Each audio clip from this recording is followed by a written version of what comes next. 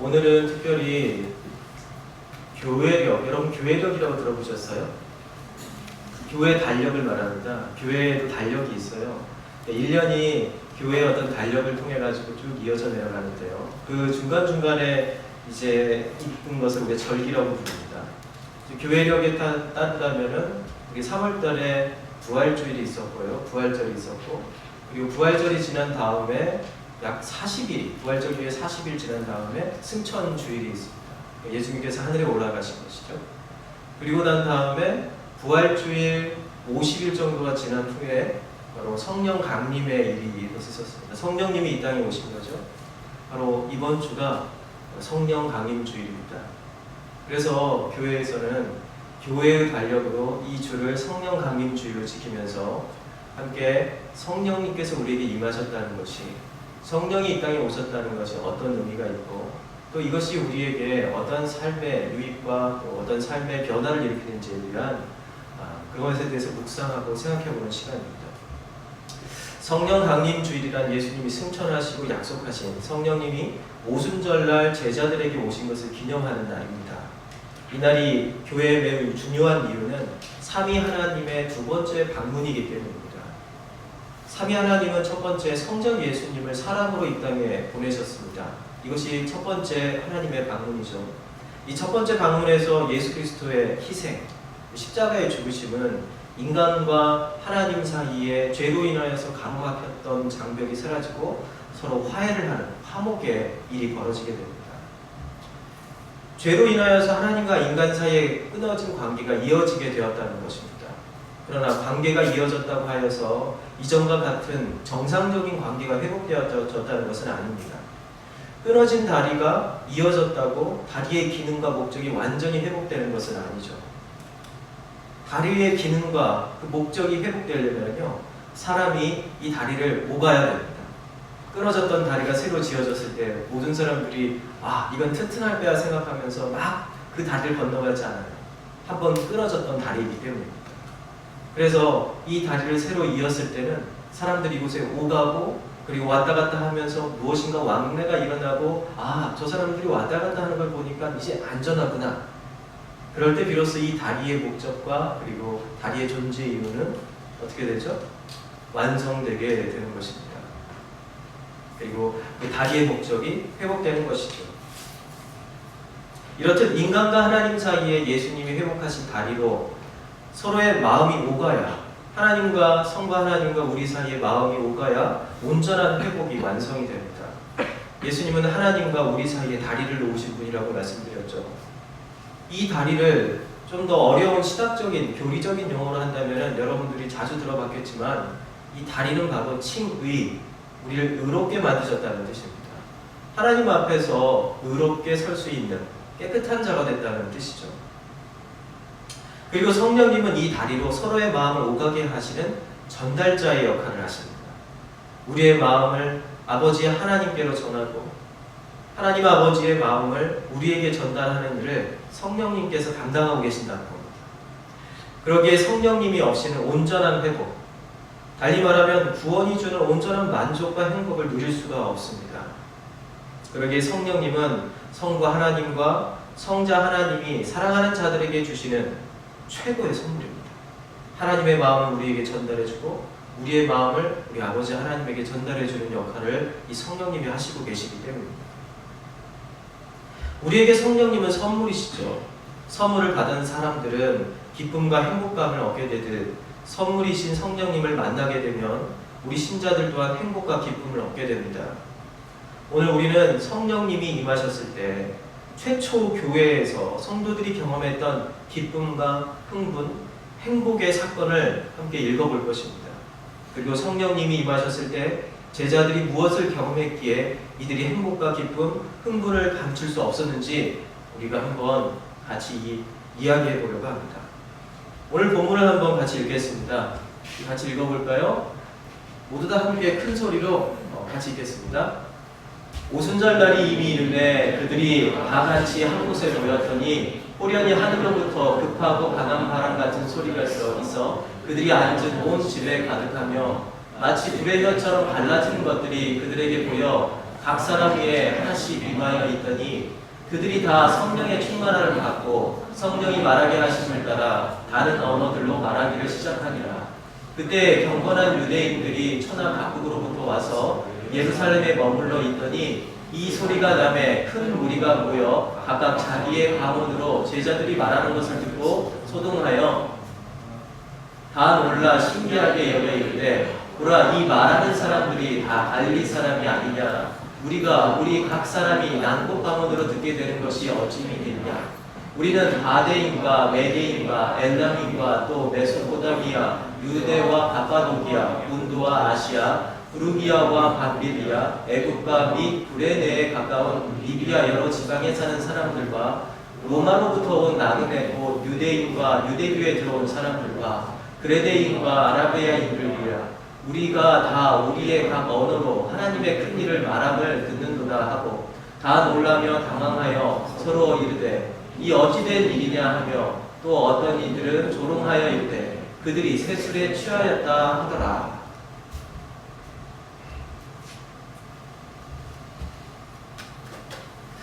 누가복음과 사도행전을 기록한 누가는 예수님이 부활하신 후에도 40일 동안 제자들과 함께 계시면서 하나님 나라의 일을 가르치셨더라고 기록하고 있습니다. 곧 너희들에게 성령을 보내겠다라고 이야기를 하십니다. 이 성령을 보내겠다고 얘기하셨을 때 여기에 있던 사람들은 어떻게 이해했냐면 성령이 오게 되면은 이 성령세를 우리가 받게 되면은 어떻게 될 거라고요? 그들이 꿈꿔왔던 이스라엘 왕국, 이스라엘 나라가 완성될 거다라고 생각하고 있었던 것입니다. 예수님이 승천하신 후에 천사들이 내려와 예수님이 하늘로 올라가신 그 모습 그대로 다시 오시라는 말을 들었을 때 성령이 이 제자들은 그때에도 성령이 무엇인지 하나님 나라가 무엇인지 정확한 이해가 없었습니다. 이들은 예수님의 하나님 나라의 가르침을 들으면서도 단지 이들이 지금까지 생각해온 이스라엘 나라의 회복, 정치적인 독립, 그 이상을 상상할 수가 없었던 것입니다. 이런 빈약한 이해력에도 불구하고 이후에 120명 이상의 사람들은 각각 자신의 처소에서 소그룹으로 모여서 성령 세례라는 이스라엘 주권 운동의 새로운 시작을 알리는 그 사인이 언제 올지를 기다리면서 기도하기 시작했습니다. 그리고 오순절날이 찾아왔습니다. 여러분, 오순절날이라는 의미가, 이 오순절이라는 것이 어떤 의미가 있는 날인지 아세요? 사실 우리가 이 내용에 대해서 쉽게 이해하지 못하고 왜 오순절날 성령님이 오셨을까라는 생각을 하게 되는데요. 이 오순절은요, 예수님이 부활하신 때가 6월절 기간이었어요. 그리고 이후에 40일이 지나서 예수님이 승천하셨습니다. 그리고 오순절날 성령이 임하셨는데 이 오순절이라는 말은요, 영어로는 펜타코스트라고 합니다. 이 펜타라고 하면 여러분 여러분들이 좀 생각나는 게 있을 텐데요. 미국의 국방부의 그 건물 이름이 뭐죠? 펜타곤이죠. 이 펜타곤이 왜 펜타곤인지 아세요? 건물 자체가 오각형 모양을 가지고 있기 때문에 그렇습니다. 펜타코스트라는 것은요, 50이라는 숫자를 가리킵니다.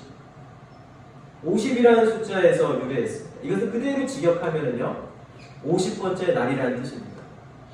유대인들은 이스라엘이 이집트에서 탈출한 날인 6월절 이후 50번째 날을 기념해서 그 절기로서 7일을 한 주잖아요. 이 7일 한 주인데 이 한 주가 7번째 주가 되는 날 그 다음 날을 바로 오순절로 이야기했습니다. 지켰습니다.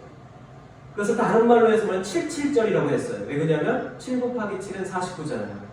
그래서 7일인 일주가 7번 지난 그 다음 날이라 해가지고 77절이라고도 이야기를 했습니다. 이날은 순수하게 기쁨을 나눈 날이었습니다. 오순절날은 이집트의 포격과 압제로부터 자유롭게 된 날인 바로 6월절에서 가장 가까운 곡식을 추수하는 날이었어요. 이때 어떤 곡식이 추수됐냐면 보리를 추수할 수 있었습니다. 그리고 그 소득을 주변에 그렇지 않은 사람들과 나눌 수 있는 날이었어요. 그러기 이스라엘 사람들은 구원과 자유를 얻고 자유인으로서 노동을 통해 이들이 처음 얻은 소유에 대해서 감사할 수 있는, 지금으로 우리를 따진다면 추수감사주일과 비슷한 것입니다. 우리나라의 명절로 따진다면 뭐죠? 추석인 거예요.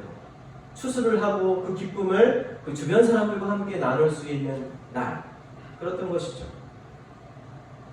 그리고 이 소득을 주변에 그렇지 않은 사람들과 또 여전히 폭압과 억압과 빈곤과 궁핍 속에 있는 사람들과 나누어서 하나님께서 나를 이집트로부터 노예 생활에 있었던 이집트로부터 구원하셔가지고 나를 자유인으로 만들어주시고 그리고 우리에게 땅을 주셔서 자유인으로서 우리가 노동을 통해서 이런 소득을 얻을 수 있도록 해주셨다라는 것을 감사하면서 그렇지 않은 사람, 여전히 노예이고 궁핍하고 그리고 가난하고 자기 소유의 땅이 없는 이방인들 이런 사람들을 위하여서 자기의 소유를 나누는 날이었습니다. 이렇게 하여서 그렇지 못한 사람들에게 하나님이 주신 자유와 구원의 기쁨이 무엇인지 알 수 있도록 하는 날이 바로 이 축제의 날이 바로 오순절이었습니다. 오직 하나님만이 세상의 모든 폭압과 억압에서 해방해 줄 수 있고 또 구원을 줄 수 있다. 나는 이 복음의 메시지를 함께 전하는 날이 이 오순절이었습니다. 그러기에 하나님은 이 오순절에 대해서 이렇게 말씀하셨습니다. 여러분, 오순절에 대해서 이렇게 얘기하셨어요.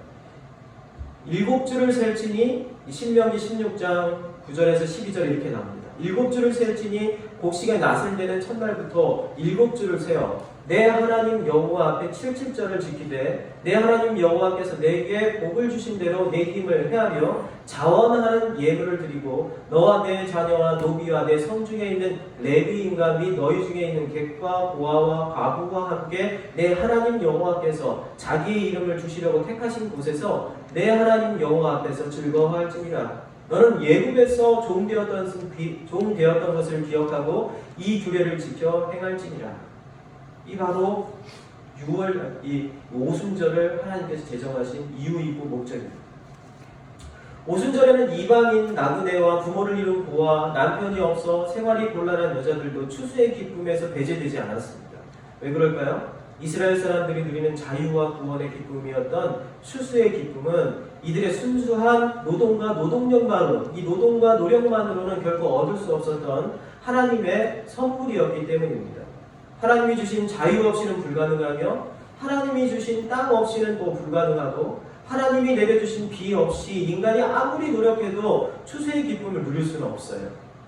여기에 인간의 노력이 얼마나 많은 이바지를 하였다고 할 수 있을까요? 우리의 노력이 지금 내가 누리는 것의 전부라고 생각하는 것은 착각입니다.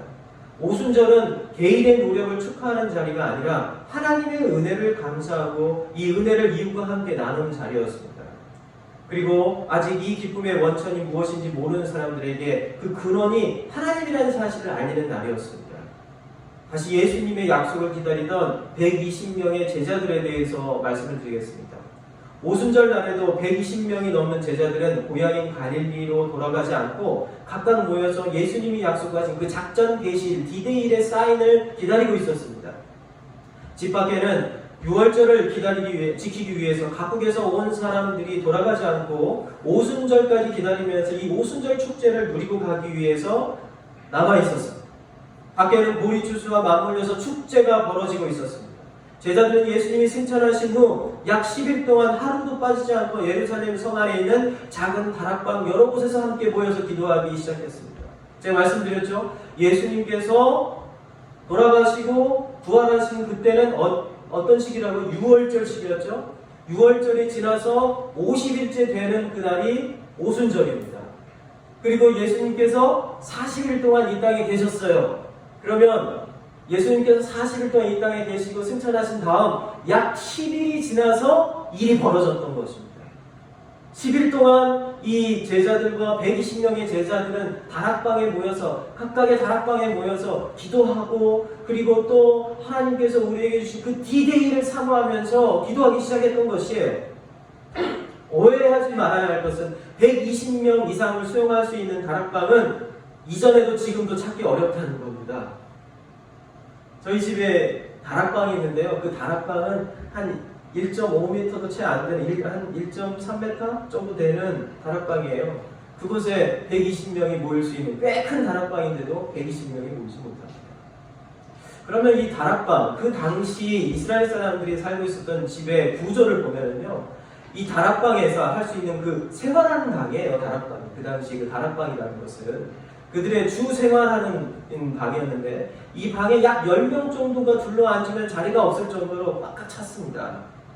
120명 이상의 사람들이 모일 수 있는 그 엄청난 공간은 없어요. 그렇다면 여러분 120명이 함께 모여서 기도하면서 있었을까요?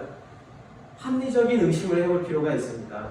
그래서 저는 최소 12개 이상의 다락방에서 이 기도 모임이 동시에 이루어졌다고 생각합니다. 제가 추측할 때 이 다락방 기도 모임은 가룟 유다의 빈 자리, 예수님의 12제자 중에 예수님을 배반했던 가룟 유다가 사도행전 2장에 보면은 1장에 보면은요, 아겔마다라는 그 피밭이라고 불리는 곳에 자기를 투신시켜가지고 결국 자살해서 죽었다라는 말이 나옵니다. 이 말이 나온 다음에 12제자 중에서 이 사도였던 12제자 중에서 한 사람의 자리가 비니까 이 자리를 채우기 위해서 모두 함께 제비뽑기하는 과정이 나옵니다. 거기에서 마띠아라는 제자가 뽑히게 되죠. 가룟 유다의 빈자리를 채운 그 마띠아를 포함해서 12명의 제자들을 중심으로 약 12곳의 다락방에서 이 기도 모임이 동시에 이루어졌던 것입니다. 사도들은 각각 예수님의 삶과 가르침을 모인 사람들에게 가르치고 특별히 하나님 나라에 대한 소망을 심어주었습니다. 기도만 했던 것이 아닙니다. 이제 하늘에서 사인이 오면 일제히 일어나 하나님 나라를 건설하기 위해 움직이면 된다라고 가르쳤겠죠. 이런 모습은 지금의 기준으로 보면 어떤 모습이었을까요? 지금의 기준으로 보면 광신자들의 모임으로 비춰졌을지 모릅니다. 죽은 예수가 다시 온다는 것을 믿고 그를 기다리는 광신자들의 집단이 당시 사람들이 생각했던 교회의 모습이었을 게 분명합니다. 도대체 죽은 사람을, 그리고 또 십자가라는 최고의 괴수들, 최고의 범죄자들만 사형을 당하는 사형틀에서 죽어간 그 젊은 이를 믿는 저 사람들이 몰래 12개의 다락방에서 모여서 중얼중얼 이 사람들이 우리처럼 주여 삼청하시고 기도하시겠습니다 하면서 소리 높여 기도했을까요? 모두 다 소리 숨죽여 가면서 하나님의 말씀, 예수님께서 평상시에 말씀하셨던 걸 서로 나누면서 조용히 기도했을 텐데요. 이것을 본 사람들은, 이것을 옆에서 본 사람들은 어떻게 생각했습니까? 어떻게 생각했을까요? 저 사람 대단하다. 어떻게 저런 걸 믿을 수가 있을까? 라고 생각했겠죠. 그 당시 사람들에게 기독교는, 예수님을 믿는 그리스도인의 모임은, 그리스도교는 신흥 종교였어요. 신흥 종교. 지금이야 2000년이 지나서 세계 3대 종교 이렇게 얘기를 하지만, 그러나 2000년 전 처음 교회가 시작했을 때 그 교회의 모습은 모든 사람들의 눈앞에 드러나기 쉽지 않은 신흥 종교였습니다. 그런데 이것을 위해서 사람들이 모이기 시작했던 것이죠. 승천 후 약 10일이 지나 오순절의 축제가 시작한 날, 밖에서는 축제를 알리는 추포와 흥청망청 즐기는 사람들의 고성과 노랫소리가 울려 퍼졌습니다. 가난한 사람, 이방인, 고아와 가부를 돌보던 시절은 옛 이야기일 뿐 추수의 기쁨은 토지 주인들과 안정된 직장을 가진 사람들의 전유물이었습니다. 가난한 사람, 이주 노동자들에게는 하나도 돌아갈 것이 없는 이기적인 축제, 처음 출애굽을 하고 가나안 땅에 들어가서 첫 수확을 했던 보리를 수확하고 그것을 이방인들과 가난한 사람들과 함께 나누면서 하나님께서 우리에게 복을 주셨어. 하나님께서 우리에게 자유를 허락해 주셨어. 더 이상 우리는 노예가 아니야. 종이 아니야. 하나님을 믿고 하나님께 나오는 사람들은 이 자유와 구원의 기쁨을 누릴 수 있어 함께 하면서 함께 나누었던 이 복음의 축제가 오랜 시간이 지난 후에 가진 자들과 그리고 있는 자들 그리고 땅을 소유한 자들의 전유물의 축제가 되어버리는 것이죠. 이기적인 축제로 변한 것입니다. 하나님이 제정하신 오순절의 축제는 사라진 지 오래입니다. 성전과 교회의 의례적인 행사로 헌금 일부를 사용하여 가난한 사람들에게 컵라면 한 그릇 사 먹을 정도의 돈을 나눠주는 것으로 할 일을 다 했다라고 생각하는 것이 전부였습니다. 그때는 컵라면이 없었겠죠. 예를 든다면 이때 호련히 하늘로부터 급하고 강한 바람 같은 소리가 있어 그들이 앉은 온 집에 가득하여 마치 불의 혀처럼 갈라지는 것들이 그들에게 보여 각 사람 위에 하나씩 임하기 시작했습니다. 성령이 오신 것이고 그리고 그들은 성령으로 가득 차서 충만하게 되었습니다. 4절에 이렇게 기록되어 있습니다. 그들이 다 성령의 충만함을 받고 성령이 말하게 하심을 따라 다른 언어들을 말하기 시작하리라. 오늘 말씀을 결론을 맺으면서 두 가지를 여러분들에게 말씀드리고 싶습니다. 먼저 예수님의 제자들이 기다린 것은 무엇이었나요? 예수님의 제자들이 기다린 것은 이스라엘 왕국을 다시 세울 수 있는 새로운 세례운동, 즉 성령 세례운동을 기다렸습니다. 성령 세례를 통하여서 이스라엘이라는 왕국을 다시 재건하여서 이 세상 가운데 우뚝 세우고자 하는 민족주의적 의식이 그들에게 강했습니다. 이들은 이 운동이 이전의 운동보다 더 강력하고 새롭기 때문에 반드시 성공하리라고 생각했습니다. 아마도 하늘에서 천사들이 내려와 신비적이고 초자연적인 구약의 방식으로 천군 천사들이 로마 군대와 그들의 앞잡이들을 다 물리치고 예수님이 하늘에서 내려와 이스라엘 왕국의 왕이 되는 것을 꿈꾸었을지 모릅니다. 그런데 어떤 일이 일어났나요? 성령이 기도하던 제자들에게 오셨을 뿐 천군 천사가 내려온 것도 예수님이 다시 오신 것도 그래서 모든 것을 평정하고 왕국을 새로 세운 것도 아니었습니다. 성령이 기도하는 제자들에게 내려왔습니다. 성령을 받은 이들은 군사가 된 것이 아니었습니다. 이들이 한 것은 무엇이죠? 밖으로 나가서 다른 언어를 말하기 시작했습니다. 이들은 군사가 아니라 스피커가 된 것입니다. 칼을 든 게 아니라 말하는 자가 된 것입니다. 이들은 적어도 예수님이 약속한 것은 이것을 통해서 우리가 알 수 있는 것은 적어도 예수님이 약속한 것은 칼의 권력이 아니라 다른 것이라는 것을 알 수 있습니다. 성령 세례를 통해 새로운 예수 운동, 하나님 나라의 운동은 칼이 아닌 말의 운동이었다는 것입니다. 언어의 운동입니다. 그러기에 우리가 무엇을 말해야 할지, 그러기에 이 성령이 임했을 때 우리의 중요한 것은 우리가 무엇을 말해야 할지 알아야만 이 운동을 할 수 있다는 것입니다. 앞에서도 말씀드렸듯이 사도들을 중심으로 적어도 12개 이상의 다락방에서 동시에 전개되었던 기도운동은 아무 내용 없이 단지 큰 소리로 아니면 그 조문을 외우듯이 하는 기도의 그 광신적인 모임이 아니었습니다. 그런 기도를 하는 광신적인 모임이 아니었다는 거예요. 마띠아를 뽑았던 사도의 기준은요, 뭐라고 나오나요? 마띠아를 뽑았던 사도의 기준을 1장 22절에 나옵니다. 요한의 세례로부터 우리 가운데 올려져 가신 날까지 주 예수께서 우리 가운데 출입하실 때 항상 우리와 함께 다니던 사람 중에 하나를 세워 우리와 더불어 예수께서 부활하심을 증언할 사람, 바로 이것이 12제자 중에 한 제자가 탈락되고 그 제자를 뽑을 때의 기준이었습니다. 이는 예수님의 하나님 나라를 가르칠 수 있는, 예수님이 말씀하셨던 그 하나님 나라를 가르칠 수 있는 사람이 이 기도 운동의 리더로서 이 기도 운동을 이끌어야 한다는 것입니다.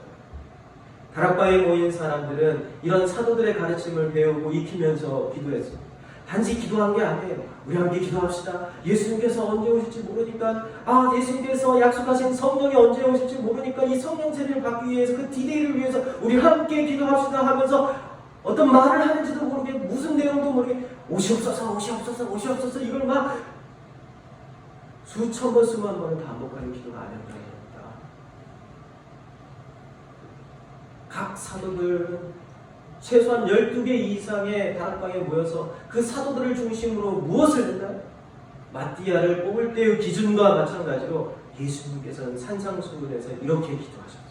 이렇게 우리에게 가르쳐주셨어요.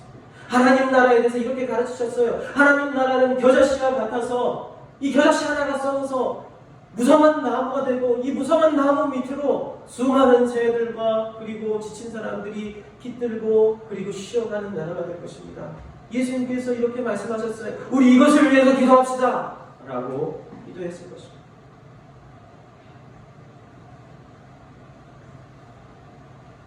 그리고 성령이 오시자 이들은 다른 언어로 무엇을 얘기했을까요? 그들이 배운 복음을 말하기 시작했다. 그냥 아무 생각 없이 백지 상태에서 이야기한 것이 아니라는 거예요.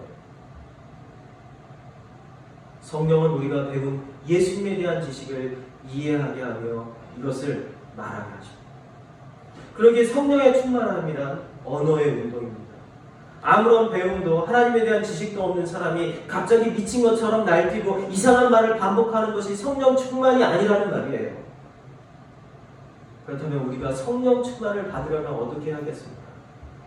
여러분, 우리는 성령 충만을 받기를 원하는데요. 성령이 우리 안에 살아가 계셔서 역동하는 것을 우리가 경험하기를 원하는데 그러면 어떻게 해야 될까요? 답은 단순합니다. 예수님의 말씀을 배우면서 기도하는 것입니다. 그리고 기다리는 것입니다. 매우 단순해요. 예수님의 말씀을 매일 배우고 기도하며 성령이 우리 안에 역사하시도록 기다리는 것입니다. 마지막으로 예수님이 오신 날과 제자들이 성령에 충만한 날이 오순절이었다는 것은 무엇을 의미할까요? 앞에서도 말씀드린 것처럼 오순절은 축제의 날입니다.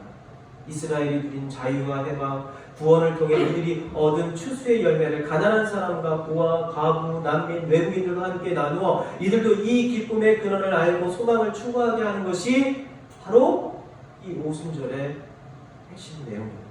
그런데 당시 오순절은 가진 자들의 축제, 종교적인 형식만 남아있는 곳이었습니다.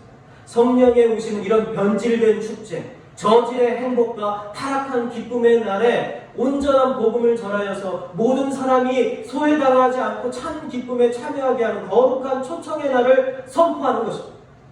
이사야는 이 복음의 의미를 이렇게 이야기했습니다. 우리 함께 같이 읽어봅시다. 이 감격적인 이 성경의 이 이사야가 말했던 이사야서의 55장 1절에서 3절의 말씀입니다. 같이 읽겠습니다. 오라 너희 모든 목마른 자들아 물러 나오라. 돈 없는 자도 오라. 너희는 와서 사 먹되 돈 없이 밥 없이 와서 포도주와 젖을 사라. 너희가 어찌하여 양식이 아닌 것을 위하여 은을 달라 주며 배부르게 하지 못할 것을 위하여 수고하느냐. 내게 듣고 들을지어다. 그리하면 너희가 좋은 것을 먹을 것이며 너희 자신들이 기름진 것으로 즐거움을 얻으리라. 너희는 귀를 기울이고 내게로 나와 들으라. 그리하면 너희의 영혼이 살리라. 내가 너희를 위하여 영원한 언약을 맺으리니 곧 아유세계 허락하신 확실한 은혜니라. 확실한 은혜. 그건 뭐죠? 모든 목마른 자들아 물러 나와라. 돈 없는 자도 오라. 너희는 와서 사 먹되 돈 없이 밥 없이 와서 포도주와 젖을 사라. 이게 복음의 메시지입니다. 성령의 오심의 이유입니다. 성령을 받아 충만하신 제자들이 이 기쁨의 소식을 세상에 전하였습니다. 여러분, 성령이 오셨습니다. 우리는 무엇을 해야 할까요? 성령을 받고 충만해진 사람은 누가 시키지 않아도 그 안에 있는 것을 말합니다. 언어의 운동이 일어나는 것이죠. 스피커가 됩니다. 어떻게든 말합니다. 이제 우리도 기도합시다. 그리고 예수님의 말씀을 배우고 기도합시다. 그리고 성령으로 충만해져 세상에 말합시다.